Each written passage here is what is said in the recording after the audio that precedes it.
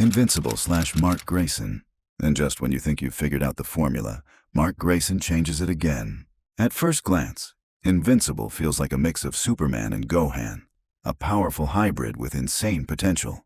But the closest comparison is easily Spider-Man.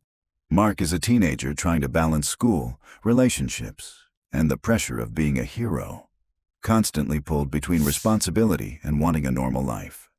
And just like Peter Parker, his morals are shaped by family. Instead of Uncle Ben, it's Nolan and Debbie guiding him, even when that guidance starts to break apart. That struggle is what defines him. He keeps sacrificing the life he wants for the one he has to live. Even his darker suit later on mirrors Spider-Man's symbiote phase, hinting at deeper internal conflict. And when the multiverse comes into play, the connection becomes obvious, especially in the comics, where he actually crosses paths with Spider-Man himself. Rex Splode. Now this one brings a whole different kind of energy, literally. Rex Splode feels like Invincible's take on Gambit, especially with how he turns everyday objects into weapons. Anything he touches can be charged with kinetic energy and turned into an explosive. Coins, scrap, random debris, it all becomes dangerous in his hands. And just like Gambit, his personality matches the power. He's loud, cocky, unpredictable, and always running his mouth even when things get serious. But underneath all that attitude is something much darker. Rex wasn't born into this life. He was pushed into it, sold off by his own family, handed over to a government program, and turned into a weapon through experimentation. He didn't choose this. That's what makes his story hit. Because everything he does now, every fight, every risk, is him trying to take back control. It's not just power, it's redemption. Kid Thor. And then there's the version of Thor you probably didn't expect. Kid Thor is clearly inspired by Thor, but the similarities stop the moment you look closer. He's not a god, not divine, just a regular human tied to something much bigger than himself. In this world, Thor actually exists, and the hammer Kid Thor carries has a direct connection to him. It was forged by a blacksmith so skilled it caught Thor's attention, and after Thor lost his own hammer, he blessed this one, passing its power down through a bloodline. That's where Kid Thor comes in. But here's the twist. The hammer doesn't just give him power, it keeps him alive. Without it, he dies. That changes everything. Where Thor's hammer represents worthiness and strength, Kid Thor's is survival. He's not a god rising above others. He's someone barely holding on, and that makes him feel real. Guardians of the Globe. And this is where everything feels familiar, almost too familiar. The Guardians of the Globe are basically Invincible's version of the Justice League, designed so you instantly recognize every role the second they appear. You've got Red Rush, clearly mirroring the Flash, moving at insane speeds in that signature red blur. Then there's Darkwing, the obvious Batman stand-in, no powers, just gadgets, strategy, and money backing everything he does. War Woman steps in as the Wonder Woman equivalent, carrying that same warrior presence and commanding strength. Aquarius fills the Aquaman role, but with a twist. He's literally a fishman, not the polished king you'd expect. Martian Man echoes Martian Manhunter, but feels way more unsettling, stretching and shifting in a way that's honestly creepy. And Green Ghost flips Green Lantern, swapping the ring for a mystical amulet that lets her phase through matter.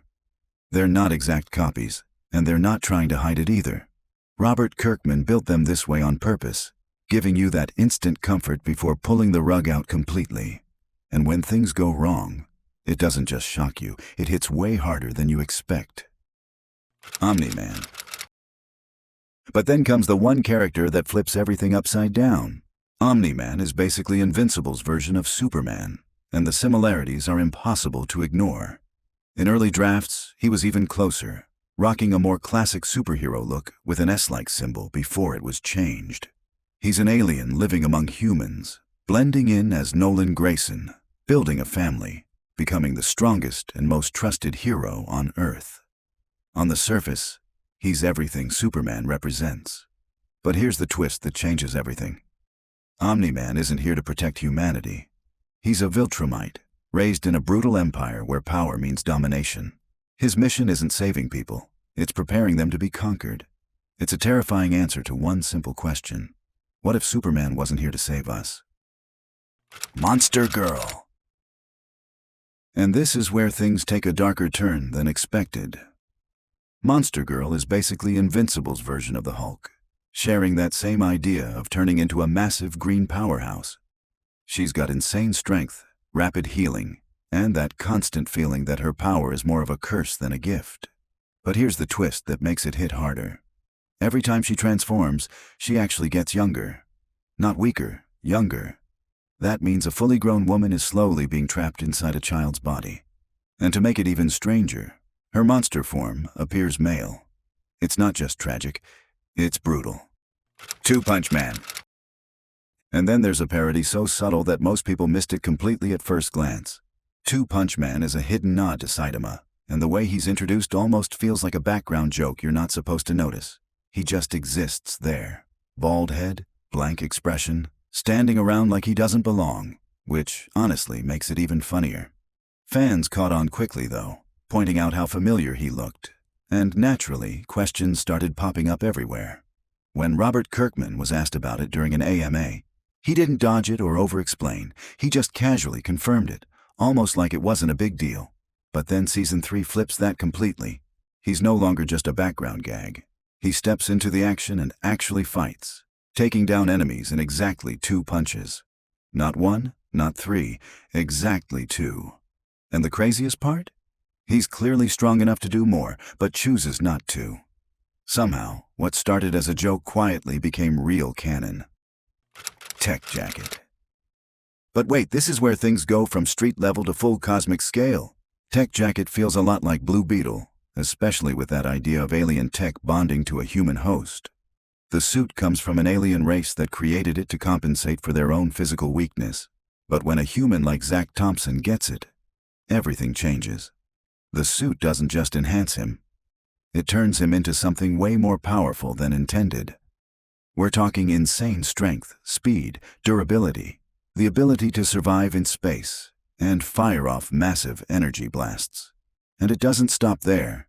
The suit adapts, learns, and evolves with him. That's why he ends up fighting alongside the coalition of planets, going head-to-head with Viltrumites, and even facing alternate versions of Invincible himself. Shrinking Ray. And finally, when you think you've seen every version of this power, Invincible keeps it simple.